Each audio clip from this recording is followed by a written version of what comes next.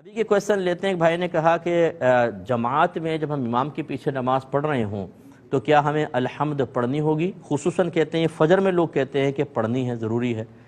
دیکھیں ایسا بالکل بھی نہیں ہے، ہمارے نزدیک یہ حدیث بالکل صحیح اور اسی پر عمل ہے کہ قراءۃ الامامی قراءۃ لہ، امام کی قراءت مقتدی کے لیے بھی قراءت ہے۔ اور یہ جو کہا جاتا ہے کہ لا صلاۃ الا بفاتحۃ الکتاب، حدیث ہے کہ سورہ فاتحہ کے بغیر نماز نہیں، اس سے مراد ذات نماز کی نفی نہیں، کمال نماز کی نفی ہے۔ جیسے نبی کریم نے فرمایا لا ایمان لمن لا امانت لہ، بالکل اسی ترکیب کے اوپر یہ بھی ہے، جو امانت دار نہیں اس کا ایمان نہیں۔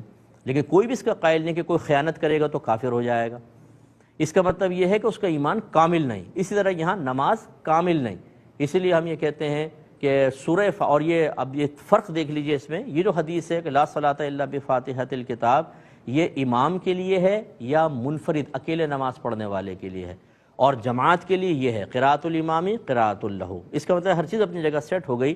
جب آپ اکیلے ہیں تو سورہ فاتحہ اور اس کے ساتھ سورت ملانی ہوگی، اگر آپ امام ہیں تب بھی آپ پہ ہم پڑھنا واجب ہے کیونکہ آپ تو امامت کر رہے ہیں، لیکن اگر آپ مقتدی ہیں تو پھر امام کی قراءت آپ کی قراءت ہے۔ تو فقہ حنفی کے مطابق کوئی سی بھی نماز ہو، اگر آپ امام کے پیچھے الحمد یا سورت ملائیں گے تو گناہ گار ہوں گے، اتنی دیر ہمیں خاموش رہنا ہوگا۔ اگر جہری نماز ہے قراءت سنیں، سری نماز ہے اتنی دیر بس آپ خاموش رہیں، پڑھنا کچھ نہیں ہوتا ورنہ گناہ گار ہوں گے۔